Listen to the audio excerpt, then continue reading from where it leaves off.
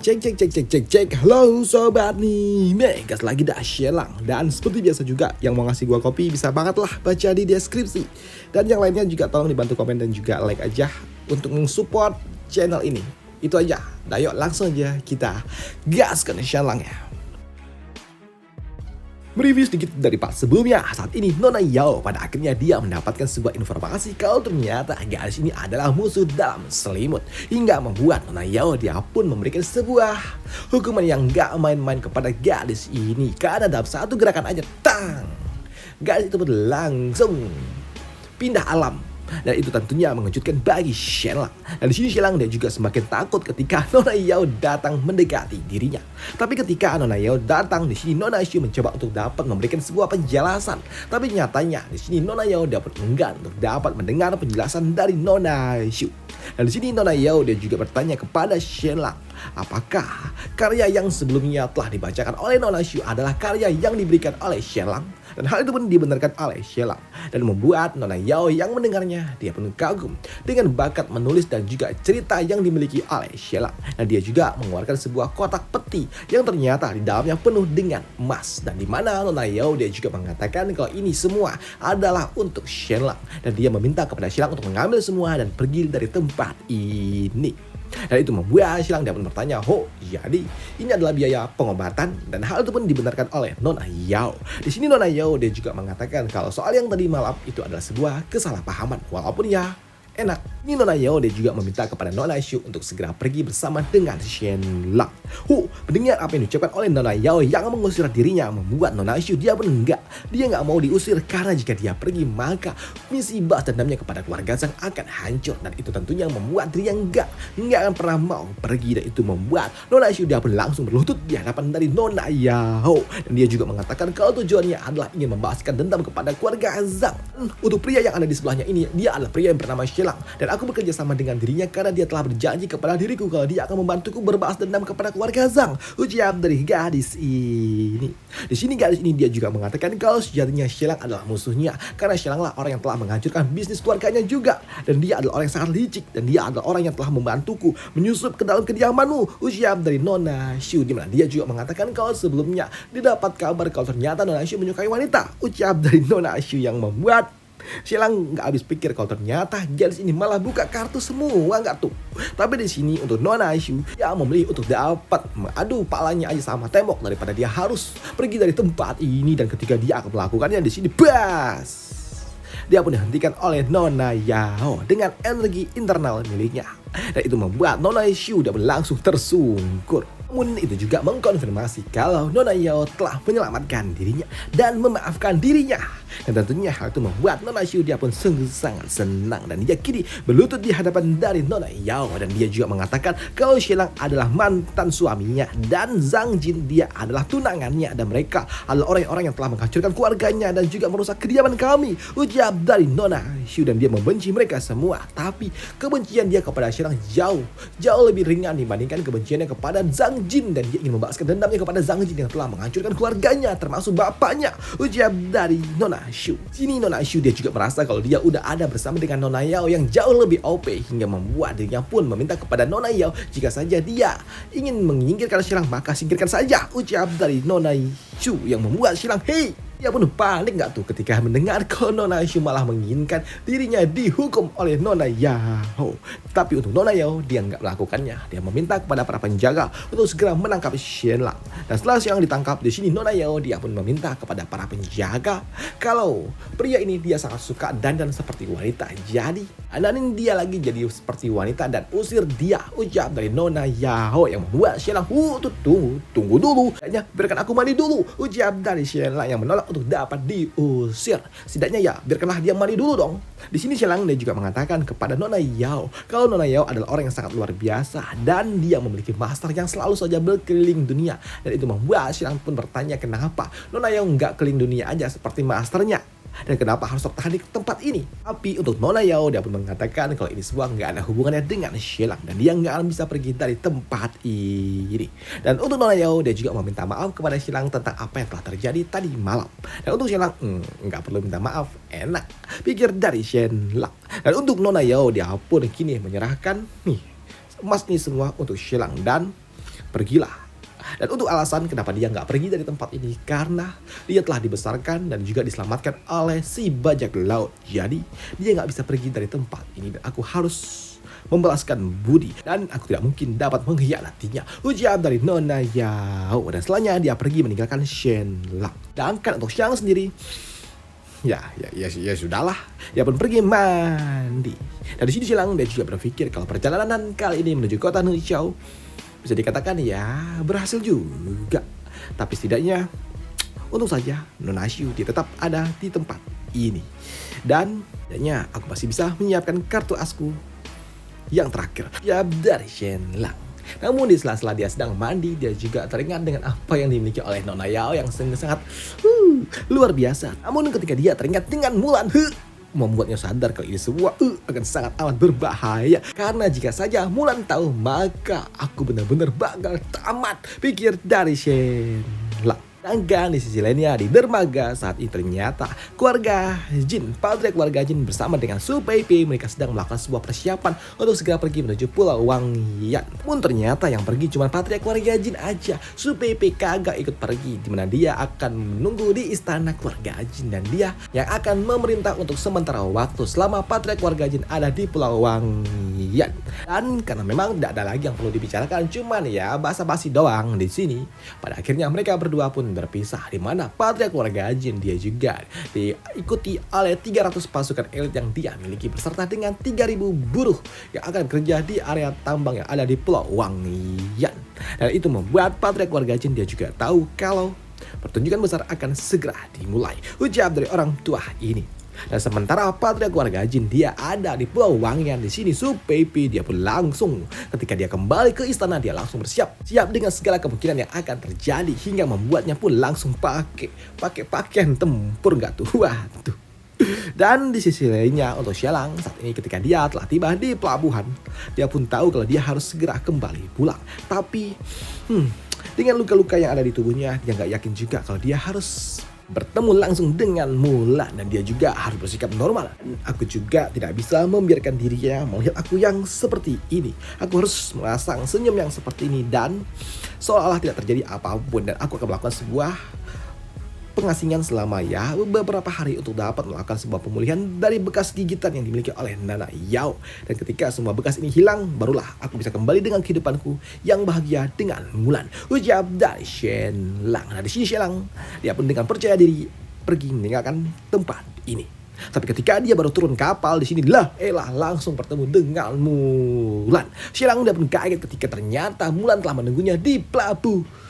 Dan untuk Mulan ketika dia bertemu dengan Shenlang, dia pun sampai menangis dan dia langsung memeluk Shenlang. Dan untuk Mulan, dia pun sungguh sangat bersyukur kalau Shenlang baik-baik saja. Tapi tidak untuk Shenlang tentunya, dia pun kini tubuhnya gemetar saking dia nggak bisa menahan emosi, dan dia adalah orang yang tidak bisa berbohong kepada Mulan. Hingga pada akhirnya Shenlang dia pun mengatakan kalau dia telah tidur dengan orang lain. Dan tentunya hal itu membuat Mulan yang mendengarnya dia pun benar-benar kaget. Dan di sisi lainnya beberapa waktu kemudian di depan dari kediaman keluarga Jin saat ini datanglah perwakilan dari kaisar, yaitu seorang Kazim, di mana dia datang untuk membawa sebuah dekret dari kaisar.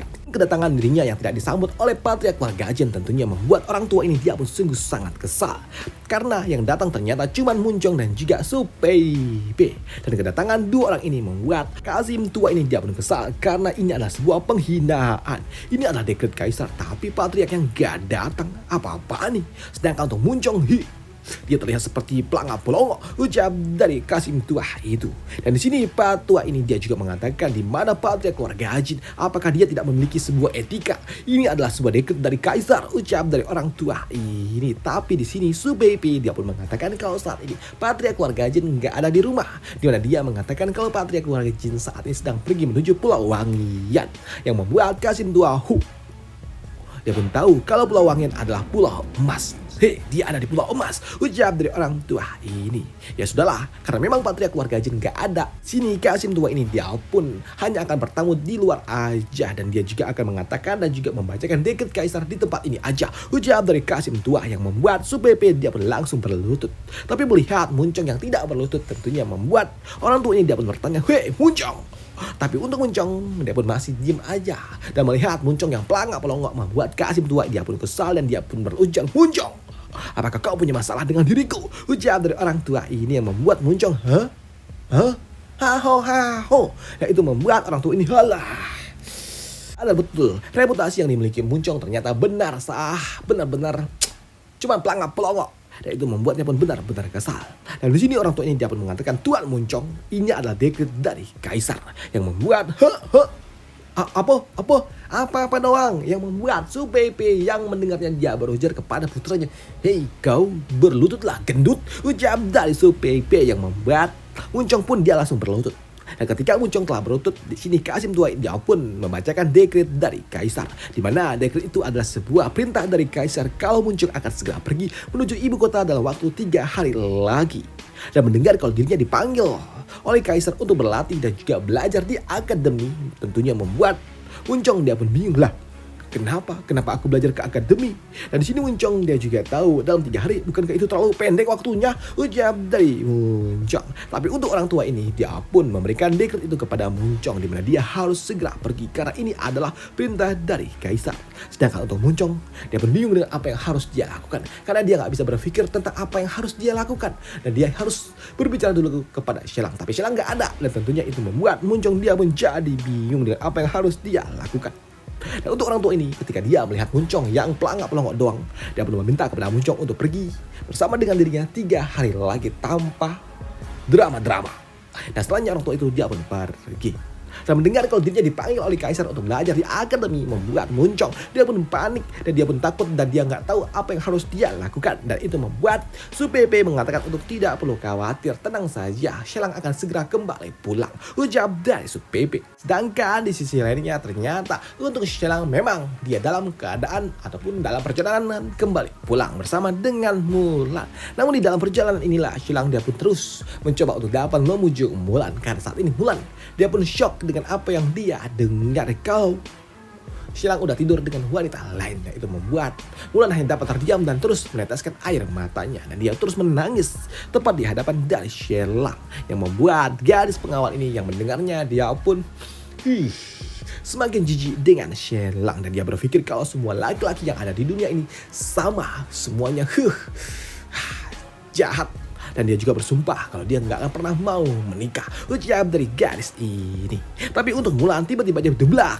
Dia pun langsung nubruk Shelang dan dia pun bertanya kepada Shelang, siapa wanita itu? Dan Mulan juga bertanya apakah itu adalah Nona Shu, bukan Nona Shu kan? Ujar dari Mulan. Dan untuk Shelang dia pun mengatakan ya, itu semua bukan Nona Shu tapi Nona Qiu Yao. Jawab dari Shelang. Mendengar itu semua membuat Mulan dia pun bertanya, pasti Shelang, kau telah dipaksakan, ucap dari Mulan. Dan untuk Shelang dia tidak menjawab itu semua. Dan di sini Mulan dia pun bersumpah kalau dia akan membalaskan ini semua dan dia bersumpah kalau dia akan memberikan sebuah hukuman kepada Yao yang telah mengambil suaminya dan dia pun benar-benar akan memberikan sebuah pelajaran kepada Yao. Jawab dari Mulan sembari menangis. Dan di sini Mulan dia nggak bisa lagi menahan diri, di mana dia kini juga mulai melumap Shelang dan juga mulai mencocol Shelang. Dia nggak sudi ketika lelakinya malah dicomot duluan oleh wanita lain, hingga membuat Mulan ini dia bertindak agresif yang membuat Shelang dia pun kaget ketika Mulan tiba-tiba aja bersikap agresif seperti ini. Dan untuk Mulan tak berpikir panjang, dia pun langsung mencocol Shelang di atas kereta kuda, yang membuat si penjaga Feng dia pun gak menyangka kalau ternyata Mulan seberani ini. Gila, Mulan dia berani seperti ini, dia liar ini di kereta kuda. Ujar dari gadis ini yang mendengar suara ngik nguk di atas kereta kuda. Itu tentunya membuatnya menjadi kaget dong. Dan pada malam harinya Shelang dan juga Mulan pada akhirnya dia pun kembali pulang ke dalam istana milik keluarga Jin. Dan untuk Shelang tentunya dia pun merasa senang dan juga segar ketika dia mendapatkan hadiah dari Mulan seperti itu.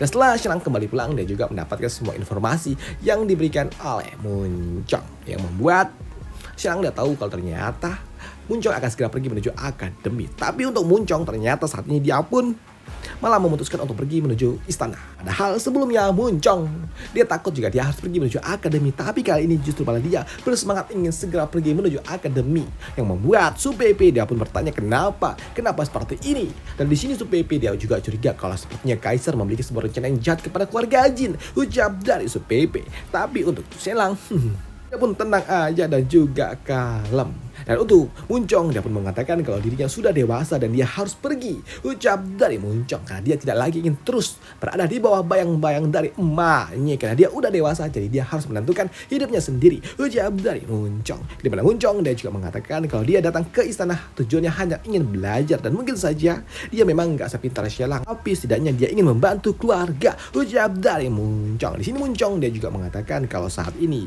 hanya inilah yang bisa dia lakukan, dan ini adalah sebuah kontribusi yang bisa dia lakukan untuk keluarga, jadi dia ingin melakukannya, ucap dari Muncong. Di sini Muncong dia juga bertanya kepada Shelang, ketika nanti Shelang urusannya dengan kota Nuzhou telah selesai, maka Shelang pasti akan datang menjemput dirinya, ya kan, ucap dari Muncong. Dan untuk Shelang, dia tidak membenarkannya dan tidak membantahnya juga. Dia cuma berkata, oh kau sudah memikirkan sejauh itu, ucap dari Shelang. Dan hal itu pun dibenarkan oleh Muncong. Dimana Muncong dia pun mengatakan kalau dia memang ingin pergi menuju akademi dan juga belajar, yang membuat Su Peipei yang mendengarnya dia pun terharu kalau ternyata putranya yang sebelumnya benar-benar tidak berguna kini otaknya udah mulai jalan, yang membuatnya pun terharu karena kini putranya sudah dewasa.